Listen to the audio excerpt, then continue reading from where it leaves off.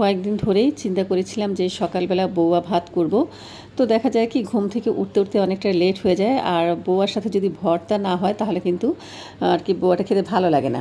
যত আইটেমের ভর্তা হয় বউয়াটা খেতে কিন্তু ততই ভালো লাগে। তাই গতকাল রাতেই কয়েক আইটেমের ভর্তা বানিয়ে রাখলাম, আমি আর আমার বোনেরা মিলে। আমার বোনেরা সব কিছু গুছিয়ে দিয়েছি আর এখন আমি ভর্তাটা করে রেখে দিলাম। হ্যালো ইব্রান, আসসালামু আলাইকুম। আশা করছি দেশের যে প্রান্ত থেকেই যেখান থেকেই ভিডিওটি দেখছো সবাই খুব ভালো আছো, সুস্থ আছো। আলহামদুলিল্লাহ, আমিও তোমাদের দোয়ায় অনেক ভালো আছি। বরাবরের মতো আমার চ্যানেল সামিরাস লাইফস্টাইল ব্লগ থেকে আমি সামিরা তোমাদের সবাইকে অনেক অনেক শুভেচ্ছা ও ভালোবাসা জানিয়ে ঢাকা থেকে আজ নতুন আরও একটি ডেইলি ব্লগ উপস্থাপন করছি। আশা করছি আজকের ভিডিওটা তোমাদের খুব ভালো লাগবে। তো ভিডিওর শুরুতেই আমার বন্ধুদের সবসময় যে কথাটা মনে করিয়ে দিই সেটা একবার করে দিচ্ছি। তো তোমরা যারা যারা ভিডিও দেখো প্লিজ সবাই কিন্তু মনে করে একটা লাইক দিয়ে দিও, কারণ তোমাদের এই একটি লাইক আমার কাছে অনেক মূল্যবান। তো আমি কিন্তু ভর্তাগুলো গতকাল রাতে বানিয়ে রেখেছি, আর সকালবেলা আজ একটু ঘুম থেকে তাড়াতাড়ি উঠেছি, শুধু মুখটা ধুয়েই তাড়াতাড়ি বউয়াটা বসিয়ে দিলাম। তো এগুলো কিন্তু মিনিকেট চাউলের খুদ। আমি যেদিন থেকে শুনেছি যে বাজারে মিনিকেট চাউলের খুদ বা পোলার চালের খুদ কিনতে পাওয়া যায়, সেদিন থেকে আমি যে কি একটা শান্তি পাচ্ছি মনের ভিতরে। কারণ দেখা যায় কি আমি আগে জানতাম না এই খুদগুলো বাজারে কিনতে পাওয়া যায়। তাই আমি গ্রামে সবসময় আমার মাকে, আমার মামিদেরকে, আমার খালাদেরকে মানে প্রেশারের উপরে রাখতাম যে আমাকে যেভাবে পারেন খুদ কিনে দিতে হবে। তো এখন আর সেই ঝামেলাটা করতে হয় না, আর কি বাজার থেকে কিনে আনি। আর এই খুদগুলি কিন্তু আমি রোজার মধ্যে কিনে আনিয়েছিলাম যেন মাঝে মাঝে রোজার মধ্যে বউয়া খেতে পারি। তবে দুঃখের বিষয় হচ্ছে একদিনও কিন্তু রোজার মধ্যে বউয়া খাওয়া হয়নি, তবে খিচুড়ির আয়োজন করেছিলাম।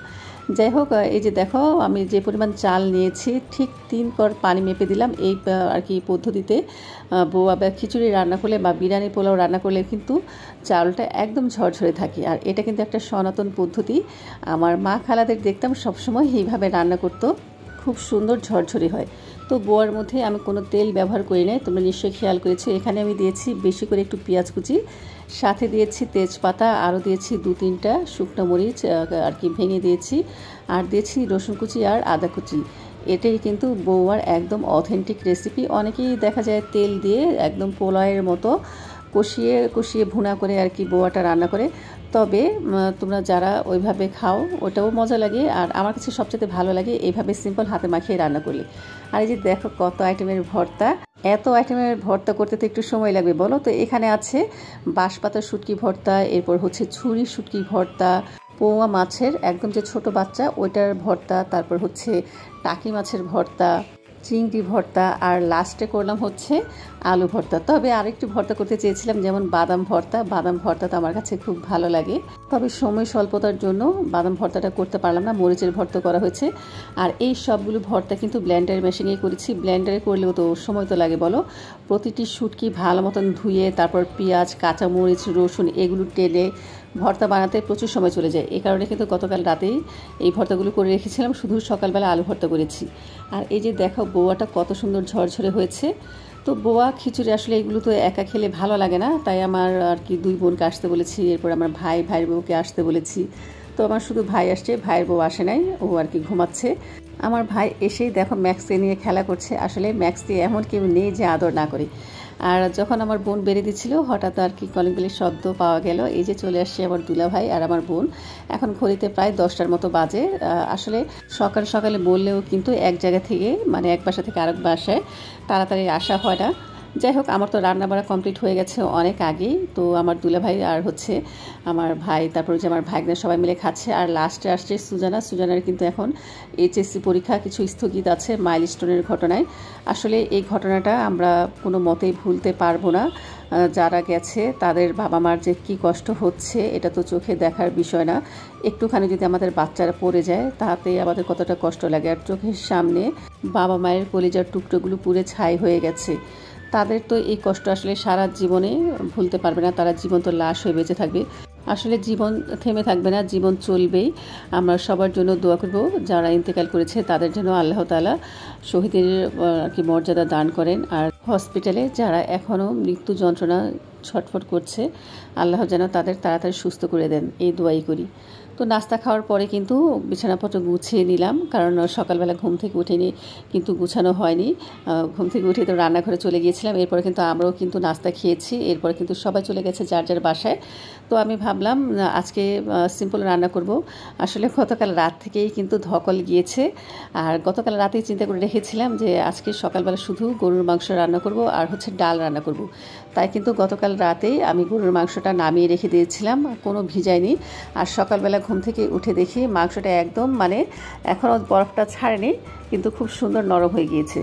যাই হোক, ওটা এখনও এই অবস্থায় আছে। আমি ঘরটা গুছিয়ে গিয়ে তারপরে রান্নাটা বসিয়ে দিব।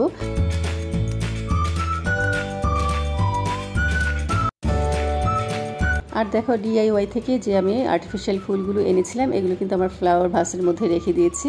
এখন কিন্তু দেখতে খুব সুন্দর লাগছে। তো ঘর গুছিয়ে ওয়ার্ড্রোবের উপরটা গুছিয়েছি। তারপরে এগুলো গুছাতেই হঠাৎ চোখ পড়লো আমার আলমারির দিকে। মানে আমার যে কাঠের আলমারিটা আছে ওটা একটু ধুলোবালি জমেছে, তো ওটা এখন একটু ক্লিন করে নেব। আসলে আমরা মহিলারা দেখবে একটা কাজ করতে গেলে কিন্তু আরেকটা কাজ বের হয়ে যায়, আর চোখের সামনে কাজ যদি থাকে সেই কাজ কিন্তু করার শেষ না হলে দেখবে কিছুতেই ভালো লাগে না।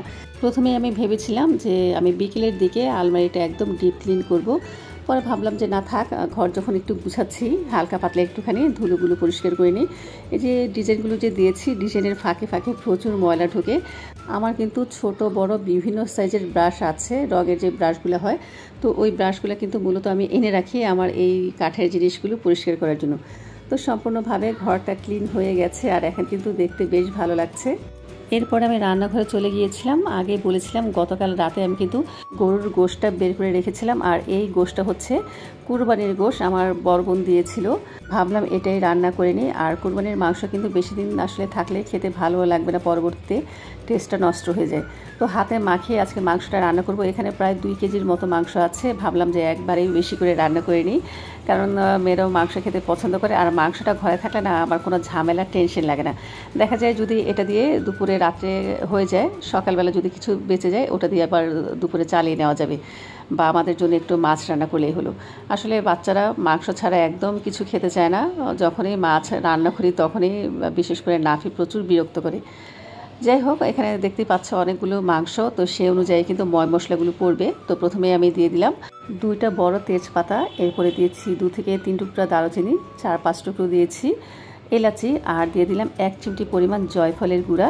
জয়ফল দিলে কিন্তু গরুর মাংসটা খুব তাড়াতাড়ি সেদ্ধ হয়ে যায়, আর খেতেও কিন্তু ভালো লাগে। আরও দিয়েছি 4 টেবিল চামচের মতন আদা রসুন জিরা বাটা, আর দিয়েছি প্রায় 1.5 কাপের মতন পেঁয়াজ কুচি। তো এখানে আমি দিয়েছি 2 চামচ পরিমাণ জিরা বাটা। আরও দিয়ে দিলাম এখানে একটা সিক্রেট মশলা। এখানে আমি কাজু বাদাম, কাঠবাদাম, চীনা বাদাম আর হচ্ছে 1 চামচের মতন রাঁধুনি, 1 চামচের মতন পোস্তদানা একসাথে ব্লেন্ড করে রেখেছিলাম। তো এখান থেকে আমি 1 টেবিল চামচ পরিমাণ দিয়ে দিলাম। এখন দিব ঘরের নর্মাল মশলাগুলো, যেমন এখানে দিয়েছি আমি 1 টেবিল চামচ পরিমাণ হলুদের গুঁড়া, 1 চামচ দিয়েছি ধনিয়ার গুঁড়া, আর উঁচু করে 1 টেবিল চামচ পরিমাণ দিয়েছি মরিচের গুঁড়া। আসলে এটা হচ্ছে ঝালটা যে যার টেস্ট অনুযায়ী নেবে। তবে আমরা কিন্তু শুধু আদা রসুন জিরা আর হচ্ছে হলুদ মরিচের গুঁড়া দিলেই কিন্তু গরুর মাংসটাও খেতে খুব ভালো লাগে, রান্না করি। কিন্তু কিছু স্পেশাল সিক্রেট মশলা দিলে এটার একটা শাহি ফ্লেভার আসে, মেজবানি একটা ফ্লেভার আসে। আমি বলবো একবার তোমরা এইভাবে গরুর মাংস রান্না করে খেয়ে দেখো, অনেক মজা হয়। সাথে দিয়েছি আমি স্বাদ মতো লবণ, আর দিয়েছি সয়াবিন তেল। তবে এই গরুর মাংসটার মধ্যে সরিষার তেল দিলে ভালো লাগে খেতে। আমার সরিষার তেলটা শেষ হয়ে গিয়েছে, আনতে হবে, এই কারণে শুধু আর কি সয়াবিন তেলটাই দিলাম। এরপর আমি হাতে মাখিয়ে প্রায় আধা ঘন্টার মতন রেখে দিয়েছিলাম। তারপর জাস্ট অল্প একটু পানি দিয়ে একদম লো আঁচে গরুর মাংসটাকে প্রায় 1 ঘন্টার মতো রান্না করে নিয়েছি। তো বন্ধুরা দেখো, 1 ঘন্টা পরে আমার গরুর মাংসের ফাইনাল লুক। আর আমার জিরা টালা শেষ হয়ে গিয়েছিল, গরম মশলাটাও শেষ হয়ে গেছে, 1/2 চামচের মতো করে ছিল, তাই আমি পুরোটাই দিয়ে দিলাম। কথায় আছে না, আগে দর্শনধারী পরে গুণ বিচারি। বলো তো কালারটা দেখে কেমন লাগছে? তো আজকে দুপুরে আবার হচ্ছে আমার বরের দাওয়াত আছে, তাই ও দুপুরে খাওয়া দাওয়া করবে না, 2 মেয়েকে নিয়ে আমি খাবো। আর সকালে যে ভর্তাটা করেছিলাম সেই ভর্তাটা কিন্তু কিছু কিছু রয়ে গেছে, দেখো কতগুলো ভর্তা ছিল। তো আমার ছোটো বোন একটুখানি ভর্তা নিয়েছে, আমার বড় বোনকে বলেছিলাম নেওয়ার জন্য, ও নেয়নি, বললো যে না থাক, নেওয়া লাগবে না, তুই খাইস, রেখা। আর সকালে কিন্তু কিছু বউও রয়ে গেছে, ওটা আমি ফ্রিজে রেখে দিয়েছি, দেখি 2-1 দিন পরে আবার বের করে খাবো, তখন শুধু একটু আলু ভর্তাটা করে নিলেই হলো। তো গোসল করে ফ্রেশ হয়ে যে খাওয়া দাওয়া করে নিচ্ছি। তাসনিমকে বললাম খাওয়ার জন্য, তাসনিম অবশ্য শুধু 2 পিস মাংস নিয়ে খেয়েছে, আর নাফিও বলছে এখন খাবে না। মেয়েদের মন মতলবির আসলে খাওয়ার কোনো ঠিক নেই। এখন যে গরুর মাংস রান্না করেছি তা বলছে খাবে না। আর যদি মাংস না রান্না করতাম তাহলে দেখে কান্না শুরু করতো, বলতো যে ডাইরেক্ট ভাত খাবো না। তো বললাম যে আয়, গরুর মাংসটা মজা হয়েছে, খা। তাসনিম এসে শুধু 2 পিস মাংস নিয়ে গেল, বলছে যে পরে খাবে। তো আমি একা একা এখন বাধ্য হয়ে খেয়ে নিলাম। আলহামদুলিল্লাহ, মাংসটা কিন্তু খুবই মজা হয়েছে, তবে তেলটা একটু বেশি হয়ে গিয়েছে। এমনিতেও দেখা যায় মাংসের মধ্যে একটু তেল ছিল, তার মধ্যে আবার আমিও একটু তেলের পরিমাণ বেশি দিয়েছি। যাক, আজকে খাওয়ার পরে যদি কিছু রয়ে যায় মাংসটা আমি একদম আর কি শুকিয়ে ফেলবো, ওই মাংসটা খেতে খুব ভালো লাগে। তো খাওয়া দাওয়া করে নিয়েছি, আর আমার বড় চলে আসছে। ওকে আমি বলেছিলাম যে দুপুরের দিকে কিছু যেন বাজার সদায় পাঠিয়ে দেয়, যেমন টক দই, তারপর হচ্ছে পুদিনা পাতা, ধনিয়া পাতা, কাঁচামরিচ, কিন্তু সে এনেছে এখন 4টা বাজে, কারণ বাসায় আসছে এই টাইমে। তো আমি চেয়েছিলাম দুপুরবেলা আসলে গরুর মাংস দিয়ে বিরিয়ানি রান্না করব, তারপর হঠাৎ ভাবলাম যে না থাক, গরম যে পড়েছে এর মধ্যে বিরিয়ানিটা খেলে ভালো লাগবে না। আবার দেখা যায় রাত্রেও কিন্তু একটা রান্নার টেনশন থেকে যায়, কারণ রাত্রেবেলা কিন্তু আবার বিরিয়ানি খেতে ইচ্ছে করে না। 2 টাইম আমার কাছে আসলে পোলাও বিরিয়ানি খেতে ইচ্ছে করে না, একবেলা হলেই ভালো হয়। তো এই যে এখন ধনে পাতা, পুদিনা পাতাগুলো এগুলো একটু বেছে নিব, কাঁচামরিচটাও বুটা ফেলে রেখে দিব। কাঁচামরিচের যে দাম, দেখা যায় বুটা সহ রাখলে নষ্ট হয়ে যায়, তার আগে আমি টেবিলটা ক্লিন করে নিব। আর টক দইটা এখন আমি ফ্রিজে ঢুকিয়ে দিব। তো দেখলাম যে জিনিসগুলো কেমন, বেশ ভালোই, মরিচগুলো কিন্তু একদম ফ্রেশ। তবে সে আরও একটা জিনিস এনেছে, সেটা হচ্ছে যে এলাচি। আমি বলেছিলাম কালো এলাচি আর সবুজ এলাচি আনার জন্য, কিন্তু আমার বর বায়না ধরেছে এবার সে কালো এলাচ আনবে না। কারণ যখন আমি একবার বিরিয়ানি রান্না করেছিলাম আর কি, বিরিয়ানির মধ্যে কালো এলাচ পেয়েছিল, আমার ফুফাতো ভাইও তখন ছিল, তখন সে আর কি বলেছিল এটা কি কালো কালো, তার ধারণা ছিল এটা বুঝি আর কি তেলাপোকা। তো আমি শুনে হাসবো না কাঁদবো বুঝি নাই। আসলে তা আমার ওই ভাইয়েরও আর কি এই মশলাটা সম্পর্কে ধারণা ছিল না। কালো এলাচি কিন্তু অনেক রান্না বাড়ার ক্ষেত্রেই লাগে, কিন্তু দুঃখের বিষয় তখন থেকেই আমার বর একদম জেদ ধরে বসে আছে, আমাকে কিছুতেই কালো এলাচটা এনে দিবে না। যাক, আমি একদিন যে বাজারে আর কি যাব, যে নিয়ে আসবো। আসলে আমরা যারা রান্না বাড়া করি সবাই কিন্তু জানে কালো এলাচটা কিন্তু অনেক কাজে লাগে, বিশেষ করে হাঁসের মাংস রান্নার মধ্যে খুবই কাজে লাগে। একটা যদি কালো এলাচ দিয়ে দেই, এটা স্বাদে হয় অন্যরকম। কিন্তু আমার বরকে কে আর বোঝাবে, তার কানে একবার গেছে এটা তেলাপোকার মতো লাগছে, এখন সে ওটা আনবে না। আমাকে ডাইরেক্ট বলে তোমার রান্না বাড়ার মধ্যে শুধু এত মশলা লাগে, আর কারো তো লাগে না। আবার বলে জিজ্ঞেস করে তো তোমার মাকে যে সে এই মশলাটা কখনো ব্যবহার করছে কিনা। কি বলবো বলো। যাক, সে গোড়ামি ধরে বসে আছে, বসে থাকুক। আর এদিক দিয়ে দেখো আমার টেবিল ক্লিন হতে না হতেই ম্যাক্স এসে জায়গা দখল করে আছে। তারপরে যে মাগরিবের পরে আমার রান্নাঘরের একটু তোমাদের ঝিকিমিকি আলো দেখালাম। তবে রান্নাঘরের মধ্যে আমি এই লাইটিংগুলো রাখবো না, একটা রিস্ক রয়ে যায়। আর এছাড়া আমি যে আর কি লতা ব্যবহার করেছি, চিন্তা করছি লতাটাও আর কি তুলে ফেলবো। তো তোমাদের মতামত কি বন্ধুরা, আমাকে জানিও তো। আমি কি রান্নাঘরের মধ্যে এই ডেকোরেশনটা রাখবো নাকি চেঞ্জ করব।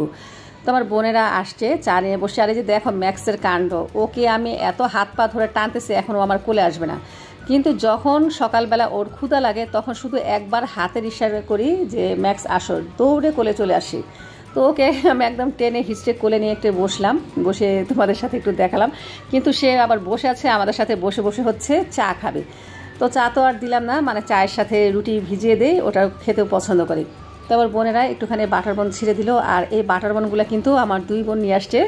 ওরা আবার মাগরিবের পরে আমি আসতে বলেছিলাম, কারণ সকালবেলা তো চা খাওয়া হয় নাই, চা জাল দিয়েছিলাম কিন্তু খাওয়া হয় নাই, শুধু আমার দুলাভাই আর আমার ছোটো ভাই খেয়েছিল।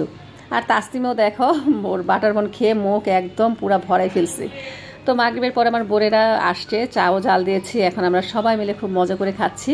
এরপর অনেকক্ষণ আমরা আড্ডা দিলাম। তো আপা আর আমার ছোটো বোন এখন চলে যাচ্ছে, বলছে বাসায় যে এখন ভাত রান্না করবি, কারণ সকালবেলা তো আমার বাসায় আমরা একসাথে নাস্তা করেছি, তারপর দুপুরে যে ওরা রান্না বাড়া করেছে, রাত্রে একটু ভাতটা শুধু রান্না করতে হয়, আমারও রাত্রে শুধু ভাত রান্না করতে হবে। তো এই যে আমার বোনেরা চলে যাচ্ছে, ইনশাল্লাহ আবার দেখা হবে, হয়তো বা আমি যাবো ওদের বাসায়, না তো ওরা আসবে আমার বাসায়। আসলে বোনেরা যদি একই এলাকায় থাকে, এর চাইতে বেশি আনন্দের আর শান্তির কিছুই হতে পারে না। বোন আল্লাহ তাআলার কিন্তু একটা বিশেষ রহমত। তো বন্ধুরা, আজকের মতো এ পর্যন্ত। আল্লাহ হাফিজ, আসসালামু আলাইকুম।